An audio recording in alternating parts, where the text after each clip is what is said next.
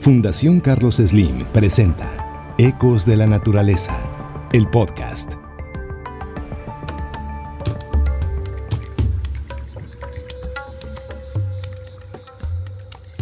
Bienvenidos nuevamente a este espacio de Fundación Carlos Slim, en el que hemos recorrido varios de los magníficos ecosistemas que encontramos en México. En esta ocasión hablaremos de los cocodrilos, seres enigmáticos que capturan nuestra imaginación cuando apenas podemos percibirlos, medio sumergidos en lagunas costeras o de plano asoleándose sobre rocas, troncos o en las playas de lagunas y ríos. De las 23 especies de cocodrilianos del mundo, en México hay 3. El Crocodylus moreleti, conocido como cocodrilo de pantano, el Crocodylus acutus, o cocodrilo americano, y el caimán Crocodylus, o caimán de anteojos. Estos reptiles habitan en áreas inundadas de agua dulce como las que encontramos en las selvas de Chiapas o a lo largo del río Sumacinta que desemboca en el Golfo de México. También están en zonas costeras donde hay importantes aportes de agua dulce como en Quintana Roo, donde el acuífero subterráneo aflora en varios puntos y se une con el mar. Incluso llegan a habitar en nuestras islas del Caribe como Isla Contoy y Banco Chinchorro.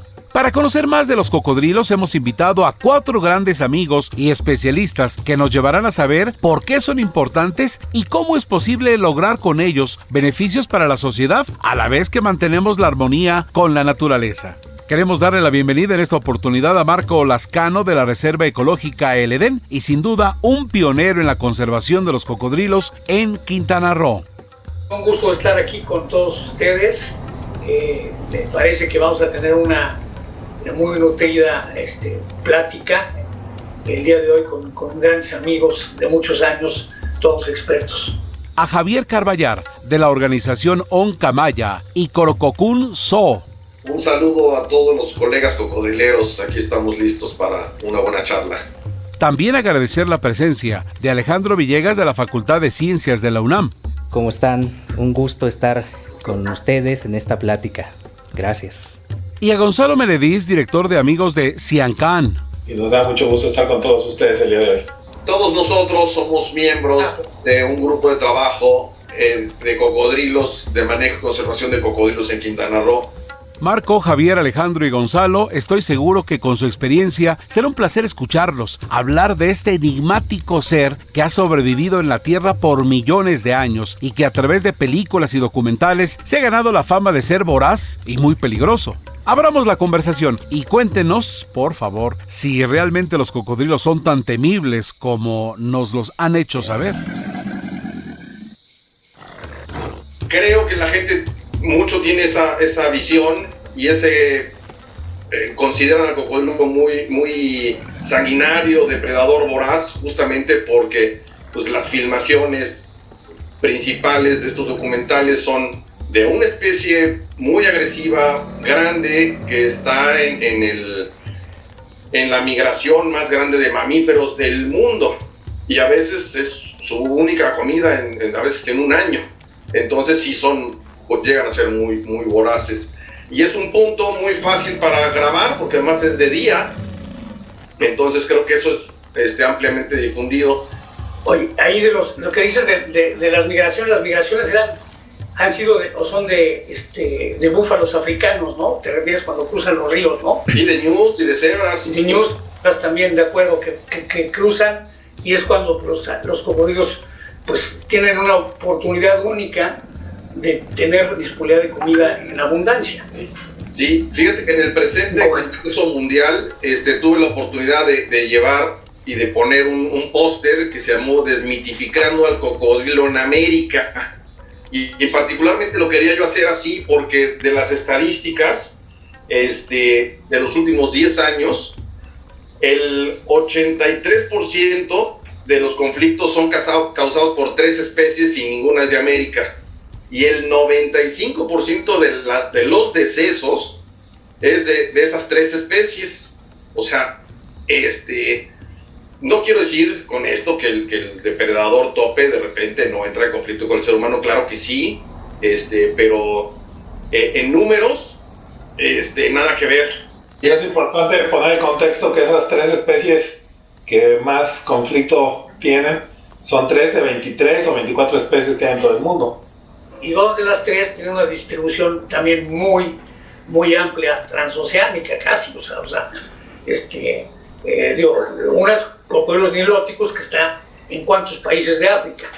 Y en el caso del cocodrilo de Australia, cocodrilos porosos, pues no estará en tantos países.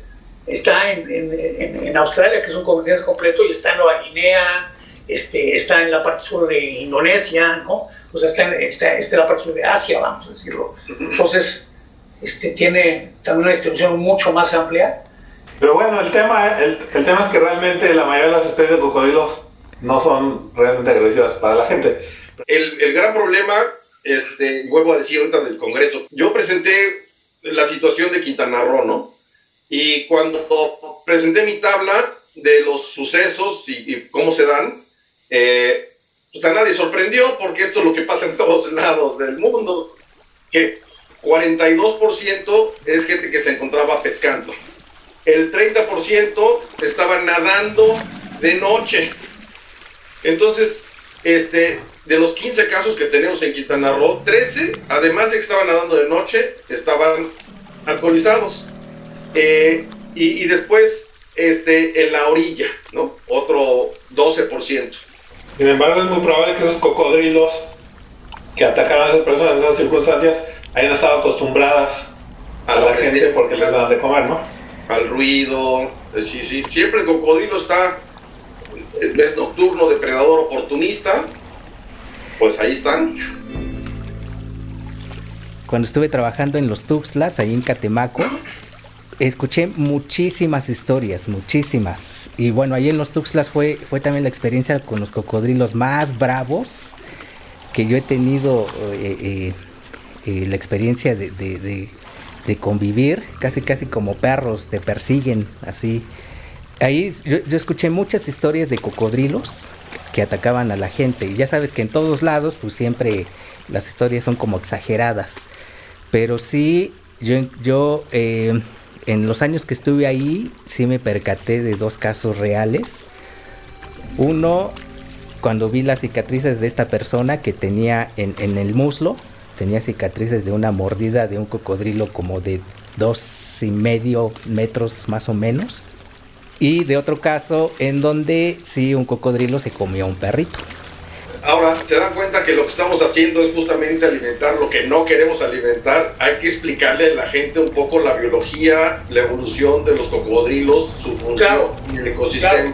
Claro. Finalmente los cocodrilos pues evolucionaron justamente para, con los ojos, las narinas y el oído, justamente para estar en la orilla del agua, el cuerpo sumergido, y son animales nocturnos. Entonces, habría que empezar diciéndoles que son reptiles. Esto quiere decir que son ectotermos. Esto quiere decir que no requieren la cantidad de alimento que requiere un mamífero. Es decir, no necesitan comer todos los días. Un cocodrilo adulto puede pasarse 3 semanas, 4 semanas, meses enteros sin comer, porque no requiere gastar tanta energía en mantenerse a cierta temperatura. Y entonces el cocodrilo, si está en la oportunidad de la noche, sale a ver si hay chance de comer algo, está esperando alguna novedad, y si no la hay, no pasa nada, seguirá la siguiente noche. Y si en la siguiente noche hay algo pequeño, pues bienvenido sea, y si no, ni modo, se espera. Y si hay una presa grande, a lo mejor para un cocodrilo de América será un mamífero pequeño, mediano, un mapache, un cuatilla, es una presa de bastante buen tamaño, se quedará como 2 o 3 semanas sin intentar comer porque ya está satisfecho, ¿no? Entonces, no sé si algún otro elemento puedan comentar, pero en principio ese quería decir. Y yo, ahora que mencionas de las características de su cabeza, la verdad, una cosa que siempre me ha parecido fascinante es el diseño que tienen para cazar, para nadar, para camuflajarse, un diseño que ha persistido por cientos de millones de años. La verdad que es uno de los diseños quizá más exitosos que ha habido en el planeta Tierra, Y son realmente fascinantes los cocodrilos por todas las características que tienen casi incambiadas durante millones y millones de años. Pues mira, más o menos, más de 250 millones de años que aparecieron los primeros cocodrilos en la Tierra. La evolución es como un experimento para que las especies más aptas sobrevivan, que tengan más habilidades. Y lo que ha pasado con los cocodrilos es muy afortunado en el sentido de que tenemos un gran registro fósil que ha permitido ver que ha habido muchas especies que en repetidas ocasiones han sido completamente marinas, completamente acuáticas, completamente terrestres, pero las únicas que han sobrevivido, como bien señalaba Javier, son las que tienen hábitos anfibios, que viven hoy en las orillas de las lagunas, del mar, de los cayos, de las islas. O sea, no es que sean anfibios como las especies de anfibios, sino que sean anfibios en sus hábitos. O sea, cazan y se alimentan en el agua y se reproducen en la orilla y en la tierra, ¿no? O sea, ahí ponen sus nidos y sus huevos. Y esa característica es única de los cocodrilos. No hay una especie de mamífero que tenga eso.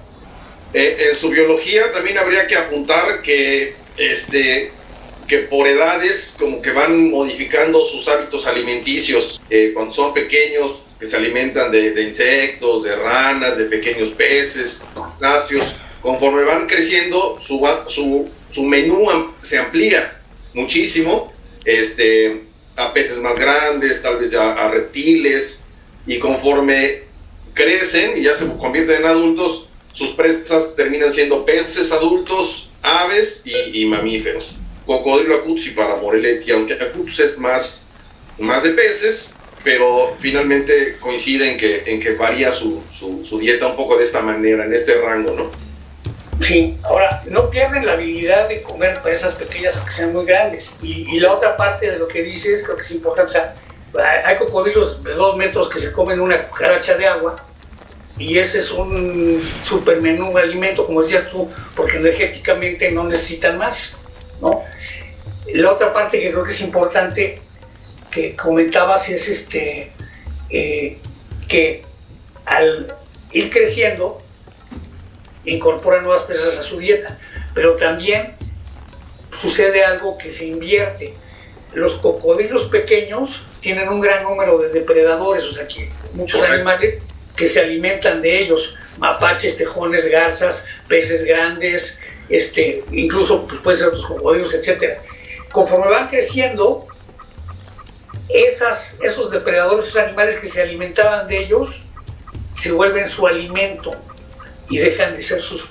Eso es también algo... ¿Por qué? Porque los cocodrilos crecen, para comentarlo, lo sabemos todos nosotros, nacen midiendo entre 25, 30 centímetros, 22, 30 centímetros de un huevo, ¿no? El cocodrilo con todo y cola, pero pues pueden medir hoy acutus 4 o 5 metros, ya animales muy muy grandes, digo, en promedio andan por abajo, 3 metros, los machos 3 metros y medio, en fin, y las hembras por abajo, todavía de eso, pero sin embargo, o sea, la cantidad el volumen de crecimiento es tremendo y eso les da esa posibilidad que otros animales nunca van a tener. Y también un asunto interesante es justamente que hablas del tamaño. Eso me remonta también a explicarle a la gente que en esta relación humano-cocodrilos el más perjudicado ha sido por mucho el cocodrilo o los cocodrilos, a tal grado que pues prácticamente a las 24 especies les bajamos sus números de manera impresionante el siglo pasado. Particularmente en México se dejó de cazar, se declaró veda en los 70s, no se respetó en todos lados, pero finalmente, tal vez por eso, muchos biólogos ni siquiera consideraban que había cocodrilos en México, porque a las poblaciones ya se les había pegado durísimo. De alguna forma, pues los más perseguidos son los cocodrilos grandes. Entonces, desde su protección hasta la fecha de hoy, que se dejó un poco de cazar, porque se siguen matando cocodrilos a propósito o no a propósito, a veces son atropellados, a veces son golpeados con propelas, a veces plásticos, en fin, muchas maneras para que mueran sin querer, ¿no? Pero también muchas queriendo, porque la gente se desquita con algún cocodrilo o les tiene mucho miedo, pero lo que voy es a que las poblaciones en algunos sitios se han ido recuperando y estos tamaños de los que hablas, en algunos lugares se comienzan a volver a ver ejemplares grandes que, pues, en realidad lo que hay que tener es un programas de manejo. De hecho, yo diría que esta recuperación de las poblaciones de cocodrilos es uno de los grandes logros de la conservación en México, al grado de que ahora ya se empieza a tratar el tema de poder volver a aprovechar a los cocodrilos legalmente, capturarlos o de distintas maneras para aprovechar de su piel y de varias maneras más, justamente para vincular a las poblaciones rurales, sobre todo con la conservación de su hábitat. ¿Cómo ven ustedes esta tendencia a que se empiece a aprovechar en México al cocodrilo? Yo creo que el punto medular del aprovechamiento o del como mencionaba un poco Gonzalo y también Alejandro, es que podamos aprovechar al cocodrilo en su medio natural y también de poder verlos y disfrutarlos para el turista y el turismo, ¿no? O sea, verlos así, que también eso no lo hemos tocado y creo que es una parte muy importante del cocodrilo, que hoy tenemos la posibilidad de llevar a la gente, de que la gente vaya y vea a los cocodrilos en el medio natural. De hecho, en el Congreso se mencionó que el turismo de cocodrilos inclusive comienza a dejar tanto o más dinero que toda la industria peletera y esto. Por ejemplo, en Australia pues llevan gente por cantidades a ríos. No, llevan barcos. Llevan barcos.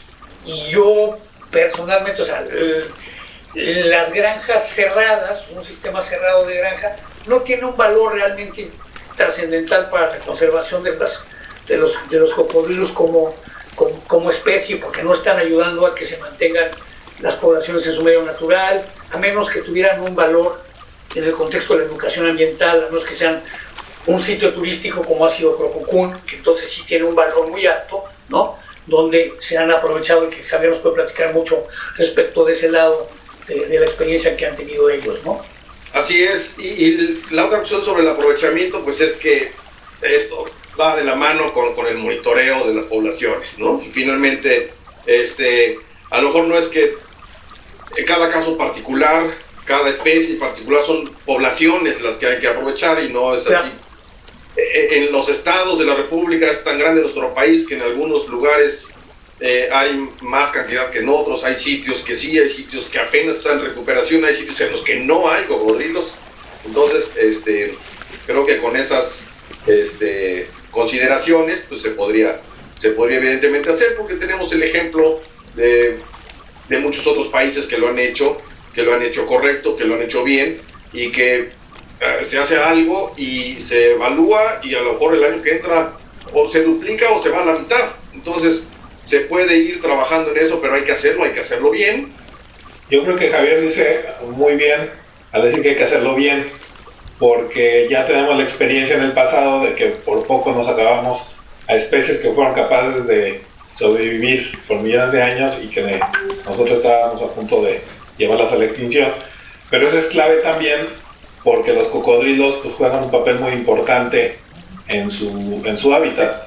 Los depredadores regulan a las poblaciones de otros animales, al moverse, al desplazarse en los humedales, en los pantanos, pues permiten que haya flujos de agua que son importantes para peces, para otras especies en época de sequías. En fin, hay un montón de valores y de importancia que tienen los cocodrilos para el hábitat en el que se encuentran, de los ecosistemas en los que viven. En el Edén tenemos una aguada, está en medio de la sabana, de un humedal, y se seca todo, pero ahí, que está una cocodrila que vive ahí, se mantiene el agua, ella evita que se deseque ese pequeño cuerpo de agua que no tiene, pues no tendrá más de 20 metros de diámetro, 15 metros de diámetro, y incluso remueve vegetación cuando empieza a crecer mucho. Me ha tocado ver esas condiciones, y más allá de eso, con cámaras trampa hemos logrado, y con Alejandro hemos hecho bueno, pues tenemos ya una base de datos que hicimos como parte de otro estudio de jaguares, pero donde pusimos 2 cámaras en los bordes de la laguna, y además de jaguares, pumas y otros animales, y de que ver al cocodrilo asoleándose y demás, pues llegan muchas especies de aves acuáticas en diferentes horas del día, y están ahí comiendo diferentes especies de peces, y eso es en las secas. Entonces esto se vuelve como una isla en el periodo de sequía, donde las aves logran mantener una fuente de alimento, y te estoy hablando de la garza tigre, de la garza blanca, de los ralitos colligrises, de diferentes especies, aningas, en fin, que llegan y se alimentan ahí.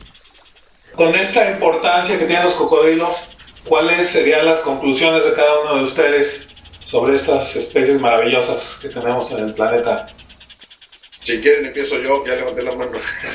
Una, para quienes vivimos en hábitats costeros donde hay cocodrilos, pues es aprender a convivir con ellos, ¿no? Finalmente, por lo menos lo que sabemos de la gente que vive en Quintana Roo, la gran mayoría no nació aquí, entonces no saben convivir con la vida silvestre en general, y particularmente con los cocodrilos. Ya lo dice Marco, que se pueden ver y disfrutarlos. Si el cocodrilo está de día en el mar, pues el cocodrilo se está desplazando de un lugar a otro, no está saliendo a cazar. Si vienes a vivir a Nichupté, no puedes decirle a los bomberos, vengan por un cocodrilo que lo veo nadando en la laguna Nichupté, ¿no? Entonces, pero sí tendríamos que aprender a convivir con ellos, desmitificar a los cocodrilos, lo repito, y sí, también me quedaría con esta última idea de buscar las alternativas de aprovechamientos no extractivas, turísticas, que pudieran ser muy interesantes y muy importantes, ¿no? ¿Y tú, Alejandro, cómo seguirías esta conclusión? Es importante que la gente conozca que tenemos, que es una responsabilidad como mexicanos conservar esta biodiversidad, ¿no? Y dentro de conservar implica el aprovechamiento sustentable de diversas especies de las que nosotros subsistimos, ¿no? ¿Y tú, Marco, cómo terminarías? Yo como que 3 puntos creo que importantes, o sea, 2 de mencionar de cosas que hemos logrado, los que estamos aquí y otros más. O sea, una es, en mi caso sobre todo de Quintana Roo, hemos logrado conservar, pues ya yo creo que más del 70-80% de los humedales que hay en la entidad, en el estado, y ese es el hábitat principal de los cocodrilos, y eso también hoy nos pone a la vanguardia en cuanto a las capacidades de aprovechar y trabajar también en la conservación con otras áreas que no están protegidas y que tienen un potencial fuerte en el aprovechamiento, como decía yo antes, de las poblaciones silvestres, manteniendo el hábitat y beneficiando a las comunidades o a los propietarios de las tierras o de los predios o los vecinos de estas áreas. Creo que esto es así como que fundamental, que tenemos que, como que el siguiente paso que tenemos que ir consolidando. Por otra parte, de lo que ha estado haciendo Javier ya también por varios años, que iniciamos juntos, y que también con Gonzalo, con Juan Besado, y también ha sido la coexistencia. Y en la coexistencia hoy en Quintana Roo también tenemos cosas únicas, ¿sí? Tenemos hoy, dependiendo de la fuente, pero tenemos hemos llegado a tener hasta en el 2019 hasta más de 20 millones de turistas, entre los que llegan por avión, los que llegan por barco y los que llegan por vehículo al año en Quintana Roo, y esto es casi en su totalidad en la Riviera Maya y Cozumel. O sea, la Riviera Maya, para los que no conocen, Cancún, Tulum. Y a pesar de ese crecimiento de cantidad de gentes, los incidentes con cocodrilos se han mantenido bajos. Tenemos todavía cocodrilos, y hoy en los campos de golf que tenemos, creo que 17 o 19, tenemos una gran cantidad de cocodrilos. Todos los campos que tienen cocodrilos, pues no los eliminan, no los quitan. Están conscientes de eso y entran en las reglas de golf cuando los cocodrilos anidan en las trampas de arena, que es lo que llaman en inglés out of bounds, o sea, fuera del lugar. Entonces ya hay una coexistencia muy fuerte y un respeto muy grande, y en el carrito de golf te dice, este campo de golf tiene cocodrilos, ¡pum! O sea, mantente alejado de estos lugares. Entonces, eso es algo que se ha logrado y que genera un cambio importante, y hay que mantener esa información fluida y fresca en otros contextos, que es mucho lo que espero que continúe haciendo Javier. La verdad es que para mí no ha habido mejor experiencia en mi vida que estar navegando en una lancha a la palanca, con un remo, en los pantanos de Siancán, en La Paz, de los pantanos de Siancán, con el agua quieta, cristalina, los sonidos del humedal, las estrellas, la luna, y enfrente un cocodrilo al que sabes que vas a tener que capturar para poderlo medir y soltar después. Toda la adrenalina que eso trae, realmente es una experiencia increíble. Ustedes coincidirán conmigo, y pues eso nos lleva a la reflexión de que conservar a los cocodrilos, conservar a su hábitat y en general conservar la naturaleza no nada más es una responsabilidad del ser humano, sino un privilegio que tenemos, porque es mantener esa posibilidad de estar en contacto con la vida. Entonces, pues hay una reflexión a todo el público que nos escucha, a que veamos a la conservación como un privilegio y una responsabilidad que tenemos. Después de escucharlos conversar con tanta pasión sobre el trabajo que realizan para la conservación de los cocodrilos, no me queda duda sobre la posibilidad de la coexistencia que podemos tener los humanos con la naturaleza. Antes de despedirnos en esta ocasión, quisiera retomar una idea planteada por Gonzalo. Conservar la naturaleza es mantener la posibilidad de estar en contacto con la vida misma, de maravillarnos de los ciclos y roles que cada uno tenemos, porque como humanos también somos parte de la naturaleza de nuestro hermoso planeta. Así que invito a todos nuestros escuchas a que veamos a los cocodrilos como seres de respeto y como seres que no nos dañan, sino que nos enriquecen. Con esta reflexión y con el propósito de seguir aprendiendo sobre este tema, los invitamos a visitar las páginas de internet y redes sociales de amigos de Siancán, Reserva Ecológica El Edén, Crococún Zoo, Conavio. Y en Facebook también pueden contactar al grupo de especialistas en cocodrilos de la Unión Internacional para la Conservación de la Naturaleza, Guayusien Cocodrile Specialist Group. Para continuar conociendo la riqueza natural de México, los esperamos en la página de Fundación Carlos Slim, donde encontrarán este y todos los episodios de Ecos de la Naturaleza, el podcast. No se lo pierdan. Les saluda Heriberto Vázquez Muñoz. Fundación Carlos Slim presentó Ecos de la Naturaleza, el podcast.